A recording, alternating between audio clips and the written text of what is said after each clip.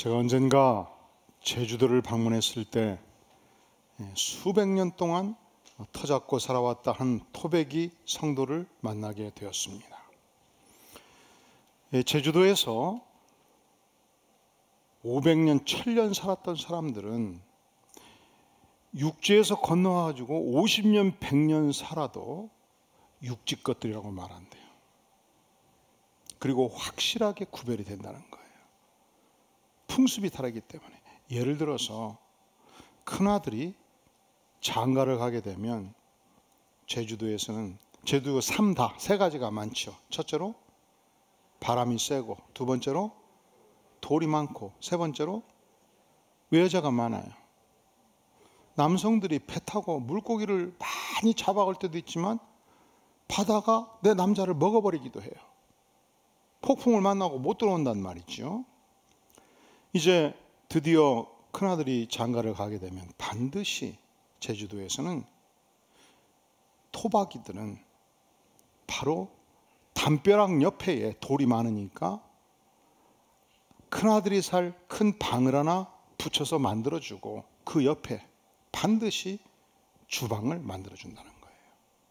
그리고 손주 아들이 결혼하게 되면 그 옆에 다시 돌이 많으니까 방을 하나 만들어주고 그 옆에 또 뭘 만들어준다고요? 주방을 만들어준다는 거예요. 근데 육지 것들은 와서 살면 3대 4대가 다 살아도 주방을 하나만 맹글어 놓고 그렇게 으등거리고 싸운다는 거예요. 육지 것들은. 그러면 묻겠습니다. 3대가 함께 살면서 며느리가 시어머니를 정성을 다하여 공양하는 이 효도가 아름다운 것이지요. 그래서 2조 500년 동안 며느리가 시어머니를 봉양하는 이 아름다운 제도가 나는 우수한 제도라고 생각하면 1번 지금 투표하겠다는 거예요. 두 번째로 제주도 것들 같이 그냥 큰아들 결혼하면 방 하나 주고 주방 맹글어 주고 손주 결혼하면 방 하나 주고 또 주방 맹글어 주고 그래서 3대가 살아도 새끼를 각자 먹고 이것이 더 나은 제도다 하면 2번. 아직 결정 못한 분들 지금 결정하세요. 중간은 없어요. 자, 그러면 2번부터 묻겠습니다. 2번이 더 나은 제도다. 높이 손 들어주세요. 내려주시고. 아니다. 뭔 말이냐. 이 효도가 공경이 얼마나 중요한데 2번이 우수한 제도다. 1번. 그러면 그렇게 꼭 사셔요.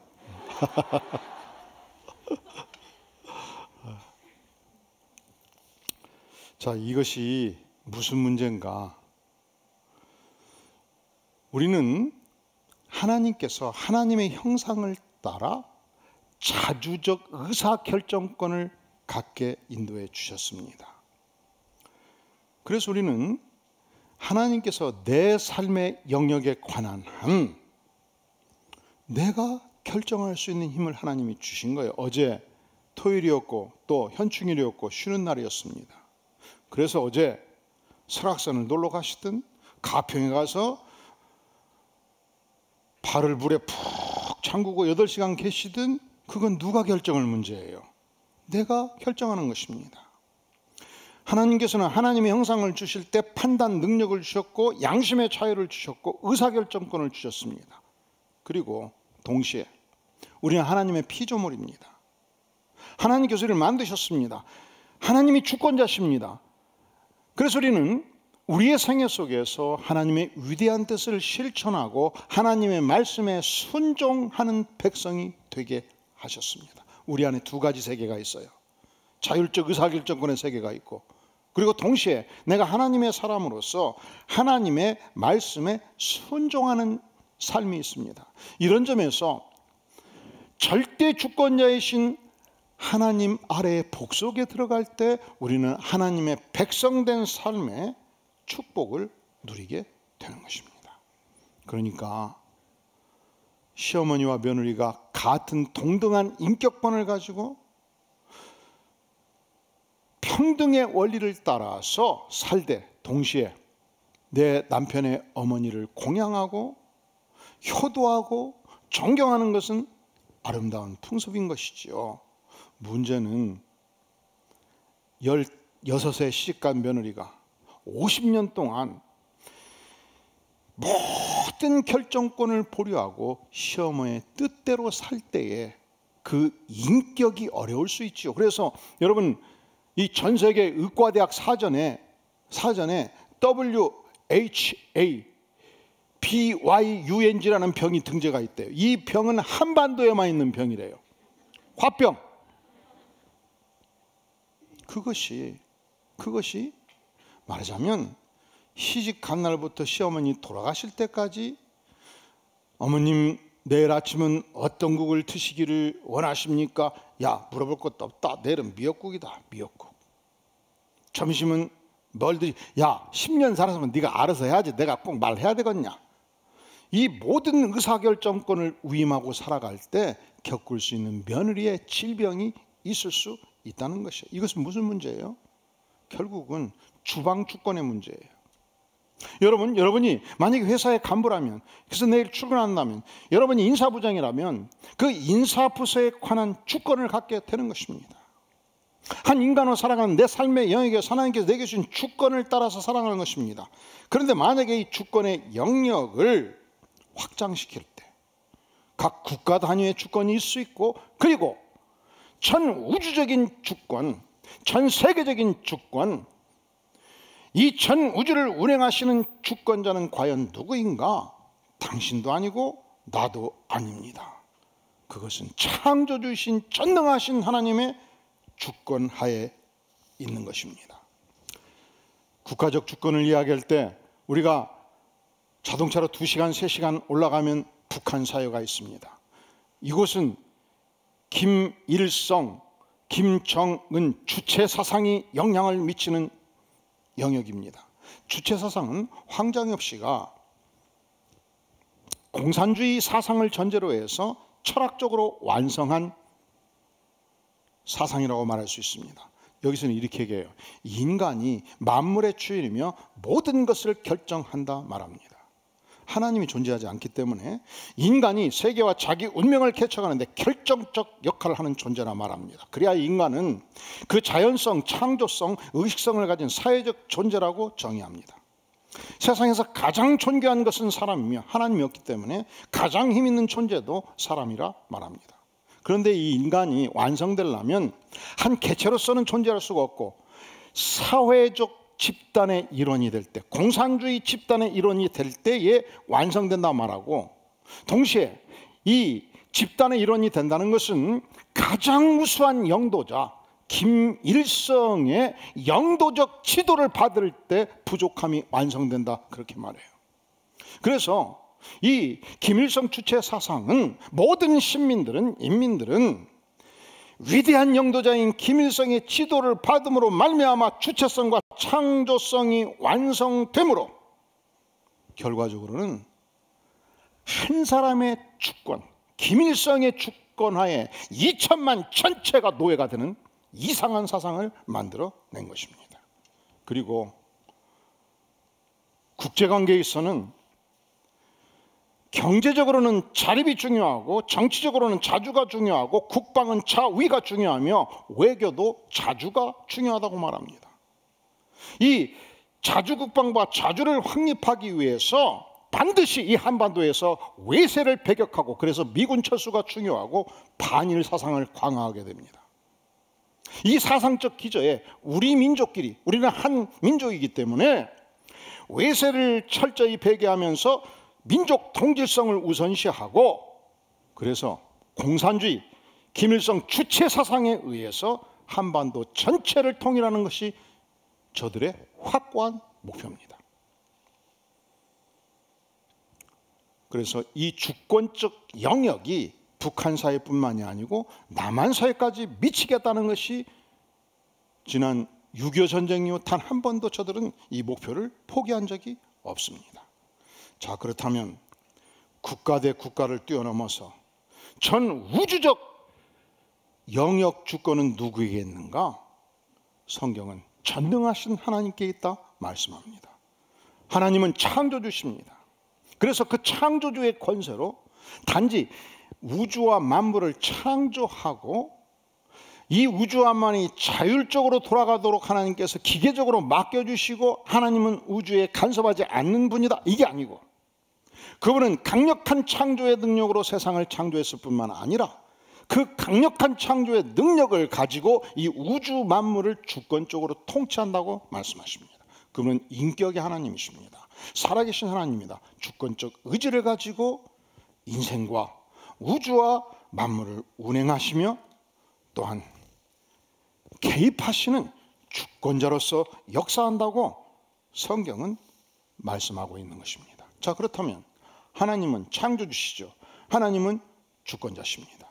주권자로서 인생과 우주를 통치하실 때 필연적으로 그분이 갖는 첫 번째 특징은 이 하나님의 영역 주권에 복속하지 않는 세력을, 그분은 주권자이시기 때문에 그 주권의 확장을 위하여 반드시 심판 결정권을 갖습니다. 이것은 마치 이 자유대한민국에서 자유대한민국을 허무는 적대 세력, 자유대한민국을 침해하는 폭동을 일으키는 폭력 세력을 향하여 국가 권력으로 통치하듯이 우리 전능하신 하나님은 그 하나님의 영역 주권이 전 우주적으로 미치게 하기 위해서 이 주권을 벗어난 세력을 향해서 심판 결정권을 갖게 되는 것입니다. 왜냐하면 그분은 주권자이기 때문에, 왜냐하면 그분은 창조주시기 때문에. 하나님께서 아브라함의 시대 하나님의 사자를 이 땅에 민정 시찰 요원으로 보냈습니다. 아브라함은 이미 알고 있었습니다. 하나님께서 이 범죄한 세상을 심판하시려는 걸 알았습니다. 그래서 하나님께 나아가서 간절히 기도합니다. 하나님, 이 땅에 의인 50명이 있다 할지라도 과연 하나님 유황불로 심판하셔야 되겠습니까? 아니다. 그가 감히 하나님, 제가 아랍니다 30명, 하나님이 10명의 의인이 있다 할지라도 이 땅을 심판하시겠나이까? 알았다. 10명만 있으면 내가 심판을 보려 하지. 그래서 하나님이 과연 10명의 의인이 이 땅에 있는가, 민정시찰자 하나님의 사자로 이 땅에 오셨습니다. 아브라함이 아들같이 사랑했던 롯의 거처를 방문하셨습니다. 그때 롯의 집안 주위에 수십 명의 소돔의 건장한 남성들이 모여들었고 문을 부수고 박차고 들어올 기세였습니다. 그들이 외칩니다. 오늘 밤에 내게 온 사람들이 어디 있느냐. 하나님의 사자가 남성의 모습으로 이 땅에 왔다는 얘기죠. 이끌어내라, 우리가 그들을 상관하리라. 여기서 상관한다는 단어가 히브리어로 성관계를 하겠다는 거예요. 그러니까 소돔의 건장한 남성들이 남성의 모습으로 이 땅에 온 하나님의 사자들과 동성연애를 하겠다는 거예요. 그래서 소돔이라는 단어가 영어로 소돔이 SOMODIE 찾아보세요. 이게 게이예요. 남성 동성연애자가 소돔이에요. 하나님께서 이 땅에 창궐한 죄악을 보고 분노하셨습니다. 결심하셨습니다. 유황불로 심판하고자 결정한 것입니다. 이것이 주권자의 결정입니다. 하나님은 전 우주적인 주권자시며 의사결정자이십니다. 그래서 하나님의 주권에 반할 때 하나님은 언제든지 심판하실 수 있습니다. 하나님은 아담 남성을 창조하셨고 하와 여성을 창조하셨습니다. 그리고 하나님은 아담 남성과 하와 여성이 결혼하도록 인도해 주셨습니다. 그런데 인간이 자주적 주체 사상에 의해서 내가 나의 성별을 결정한다고 생각하면 이것은 하나님을 향한 반역인 것입니다. 창조성에 대한 반역이고 주권에 대한 도전입니다. 내가 태어나 보니 남자더라고. 근데 이 환경적 영향으로 위로 누나가 셋이고 밑으로 여동생이 6이다 보니까 난 여성이 너무 이해가 돼요. 여성과 더불어 사는 게 좋아요. 그래서 나는 여자가 되기로 결정했어요. 병원 가가지고 생식기 다 도려내고 여자로 맹글었어요. 나는 여성적 사고를 하고 내가 여성이 되기로 주체적으로 내가 내 인생을 결정한 것입니다. 무엇이 잘못이라고 외칩니다. 그렇습니다. 잘못입니다. 왜냐하면 그것은 창조주 하나님의 결정에 대한 도전이기 때문에. 왜냐하면 나는 내가 나를 창조한 것이 아니고 하나님이 나를 창조하셨기 때문에. 이것은 성경의 명백한 진리입니다. 그래서 하나님은 소돔과 고모라를 유황불로 심판하셨습니다.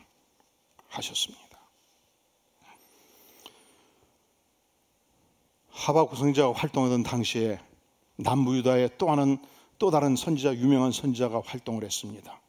에레미야 선지자, 눈물의 선지자. 그는 이스라엘 백성들의, 남부 유다 백성들의 범죄를 보면서 눈물로 기도를 했습니다. 에레미야서 7장에 보면 세 가지 범죄를 고발합니다. 첫째로 성전 우상 숭배가 있었습니다.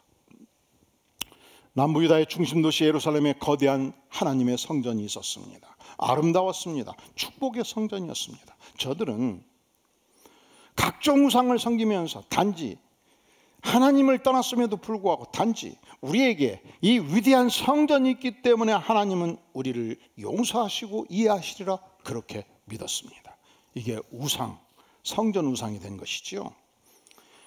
예레미야 7장 4절에 보면 너희는 이것이 여호와의 성전이라 여호와의 성전이라 여호와의 성전이라 하는 거짓말을 믿지 말라.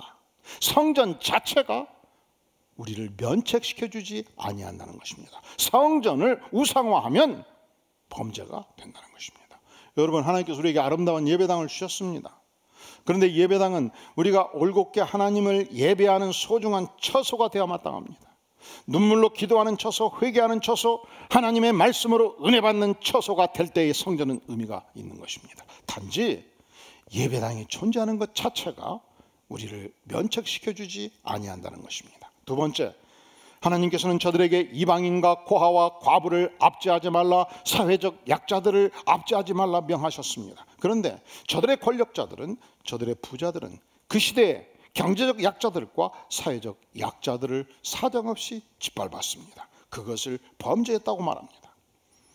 또한 그 시대 백성들은 하늘의 여왕을 위해 과자를 만들고 다른 신들에게 제사를 드렸다고 기록하고 있습니다. 엄연하게 주권자 하나님, 여호와 하나님이 존재함에도 불구하고 바알 신상을 만들고 아세라 목상을 만들고 제사를 지냈다는 것입니다. 그래서 의로우신 하나님, 공의로우신 하나님, 주권자 하나님은 저들의 죄악을 심판하기 위하여 바벨론 제국을 일으켜 세우고 그들을 통해서 유다 백성들을 징치하겠다 말씀을 하신 것입니다. 이것은 그분의 주권적 결정이었습니다. 도무지 하박국 선지자는 이 하나님의 결정 앞에 승복이 안 되었습니다. 그래서 하나님께 강력하게 항변의 기도를 드리는 거예요. 오늘 말씀에 13절에 보면 주께서는 눈이 정결하심으로 악을 참아 보지 못하시며 폐역을 참아 보지 못하시거늘 어찌하여 거짓된 자들을 방관하시며 악인이 바벨론의 제국이 자기보다 의로운 사람 유다 백성을 삼키는데도 참잠하시나이까. 그리하여서 우리를 바다의 고기같이 벌레같이 우리를 만드셨나이까. 17절 그가 그물을 떨고는 계속하여 여러 나라를 무자비하게 멸망시키는 것이, 이 극악의 백성 바벨론 제국이 무자비하게 유다 백성들을 멸망시키는 것이 과연 하나님의 옳은 결정이십니까? 그런 두 눈을 부릅뜨고 하나님께 나아가서 토굴 속에서 간절히 하나님을 항변하고 기도하고 외치고 있었습니다. 그럼에도 불구하고 여전히 창조주는 하나님이시고, 그럼에도 불구하고 여전히 심판 결정권자는 하박국이 아니고 전능하신 하나님이라 말씀합니다. 하지만 하나님께서는 이 하박국 선지자의 간절한 탄원의 기도 앞에, 항변의 기도 앞에, 그것이 비록 불평의 기도였다 할지라도 우리 전능하신 하나님은, 주권자 하나님은 두 번째로 백성들의 기도를 멸시하지 아니하시고 응답하시는 하나님이십니다. 자, 하나님이 누구십니까? 그분은 창조주셔요. 그분은 절대 주권자셔요. 전 세계 우주를 통치하시는 살아계신 주권자 하나님이셔요. 그 주권적 첫 번째 특징이 뭐냐? 심판 결정권이 있는 것이죠. 여러분, 축구 경기에서 심판관은 골포스트에 골이 들어갔는지 들어가지 않았는지 최종적으로 결정하는 것입니다. 그래야 심판관이 되는 것이죠. 주권자 하나님은 주권에 복종하지 않는 세력을 향하여 심판을 결정할 수 있는 힘이 있어야 주권자시죠. 동시에 그분은 우리가 비록 이해하지 못해서 하나님과 씨름하며 우리의 질문을 던지더라도 하나님은 우리의 기도를, 우리의 탄원을, 우리의 질문에 결코 소홀히 여기지 아니하시는 하나님, 응답하신 하나님. 2장 1절에 보면 내가 내 파수하는 곳에 서며 성루에 서리라. 그가 내게 무엇이라 말씀하실는지 기다리고 바라보며 나의 질문에 대하여 어떻게 대답하실는지 보리라. 그는 높은 성벽 위로 기어 올라갔습니다. 그는 성벽 위에서 하늘을 향하여 탄원의 기도를 드렸습니다. 하나님, 내가 드리는 이 질문에 대해서 답변하지 않는 한 나는 이 성벽 성루에서 내려가지 않겠나이다. 하나님 말씀하여 주시옵소서. 그때 하나님께서 응답하십니다. 뭐라고 응답하십니까? 우리 다 함께 2절 같이 읽겠어요. 시작. 여호와께서 내게 대답하여 이르시되 너는 이 묵시를 기록하여 판에 명백히 새기되 달려가면서도 읽을 수 있게 하라. 거대한 판을 만들어서 절대 주권자 하나님은 심판 결정권자시다. 절대 주권자 하나님은 바벨론을 들어서 범죄한 유다 백성들을 심판하리라. 크게 써가지고 전속력으로 달려가는 모든 백성들도 그 글씨판을 보게 하라는 거예요. 이게 하나님의 응답이었어요. 우리가 고속도로를 달리다 보면 야밤에 불빛이 쫙 비칠 때 간판이 등장할 때 있죠. 일동제약, 삼성전자. 그런데 대전에서 서울 방향으로 지나갈 때 양재동 오른편에 보면 큰 간판이 있어요. 기도할 수 있는데 그 다음 왜 염려하십니까? 하나님이라는 단어가 하나도 없는데 굉장히 은혜가 되고 평화를 줘요. 기도할 수 있는데 왜 염려하십니까? 이게 규장 출판사 사옥 건물에 붙어있는 거대한 간판이 그와 같이 모든 백성들이 전속력으로 달려간다 할지라도 놓치지 않을 만큼 큰 글씨로 붙여놔라. 무엇을 붙이라는 것입니까? 내가 믿는 하나님은 절대 주권자 하나님이시다. 하나님은 심판 결정권자시다. 유다 백성들이 범죄할 때 바벨론 제국을 일으켜서 심판하시는 하나님이시다. 붙이라는 거예요.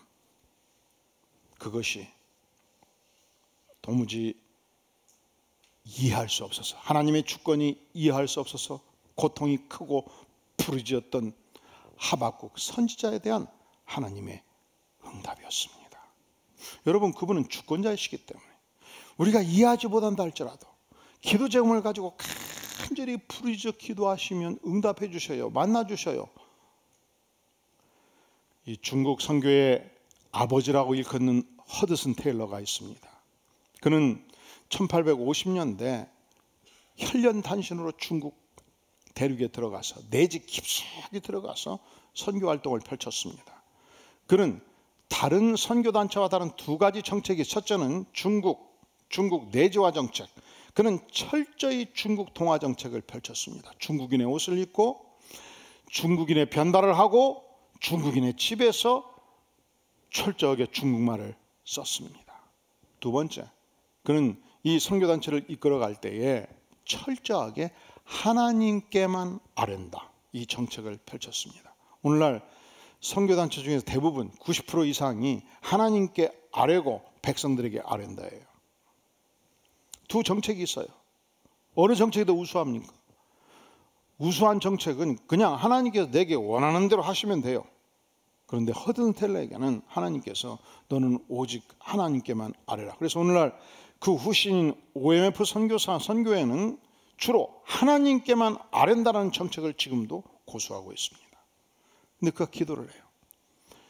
선교 활동을 해보니까 이 거대한 대륙에, 그 시대도 거대한 대륙이고 오늘날도 거대한 대륙이죠. 하나님, 우리 한 가족으로는 부족합니다. 적어도 1000명 이상의 선교사를 중국 전역에 보내주시옵소서. 그가 눈을 감을 때 1500명 이상의 선교사가 중국 대륙에서 복음을 전하고 있었습니다.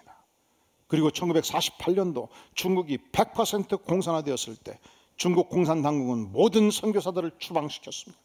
중국 공산당국은 모든 교회 건물들을 공산당사로 접수를 했습니다. 중국 내진들 중에서 목사로 활동하는 거의 모든 사람들을 죽였고 체포했고 감옥에 쳐넣었습니다. 기독교는 끝난 걸로 생각했습니다. 1970년대 드디어 중국이 개방 정책을 펼쳤을 때 서방의 선교학자들이 깜짝 놀랐어요. 중국은 모든 선교사가 추방됐잖아요. 중국은 모든 목사들을 처형시켰거나 하방시켰어요. 그냥 농민을 만들어버렸거나 종교활동을 못하게 만들었어요. 그래서 기독교가 끝난 걸로 알았어요. 그런데 20년이 지났을 때 중국이 개방 정책을 펼치기 시작했을 때 중국 대륙 안에 무려 5천만 명의 기독교인들이 신앙생활을 하고 있었습니다. 저도 어떻게 신앙생활을 했느냐? 토굴 속에서 신앙생활을 했습니다. 어떻게 신앙생활을 했느냐? 밤늦게 가족에 모여서 호롱불을 켜고 예배를 드렸습니다. 어떻게 저들이 신앙생활을 했느냐? 창고에서 조용히 일하면서 5분 예배를 드리기도 했습니다. 왕성하게 점조직으로 마치 스파이와 같이 복음 전도 활동을 펼쳤습니다. 목사가 전혀 없음에도 불구하고 교회당이 전혀 없음에도 불구하고 그곳에 예수 그리스도의 생명의 불씨는 꺼지지 않고 활활 타오르고 있었던 것입니다.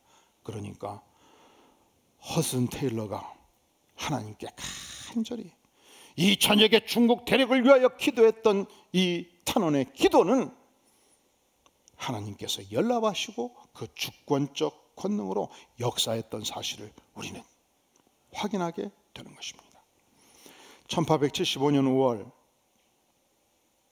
이 허슨 테일러가 어느 날 재정적 어려움을 겪는 선교회의 재정 담당자를 불러놓고 개수를 했습니다. 그랬더니 앞으로 3주 동안 235파운드가 부족해서 굶게 생겼어요. 그래서 전 스태프를 모아놓고 간절히 기도를 했습니다. 그날 밤 편지가 하나 당도했습니다. 수표가 들어있었습니다. 그곳에 235파운드가 수표가 들어있었습니다. 그렇게 날마다 하나님께서 허슨 테일러의 기도를 응답해 주셨습니다. 그의 일기 속에 또 하나의 기록이 있습니다. 1875년도 6월 허슨 테일러가 한 집회에서 설교를 했습니다. 설교가 끝났고 그가 집으로 돌아오는 길에 바민스키 백작 러시아 장관을 만나게 된 것입니다. 선교사님 어느 길로 가십니까? 나는 어느 기차를 탑니다. 저도 그 기차를 탑니다. 문제는 저는 3등 칸이거든요. 이 바민스키 백작은 특실 좌석이었습니다. 백작이 말합니다. 이 좌석은 3등 칸도 탈 수 있는 좌석입니다. 그래서 같이 대화를 하면서 이제 귀가를 하는데 이 바민스키 백작이 수표를 하나 건네줘요. 선교회에 쓰십시오. 그게 50파운드였습니다. 오늘날 500만 원에 해당되는 자금이었습니다. 깜짝 놀라서 백장님 잘못 주신 것 같아요. 사실은 저도 그렇게 생각을 했습니다.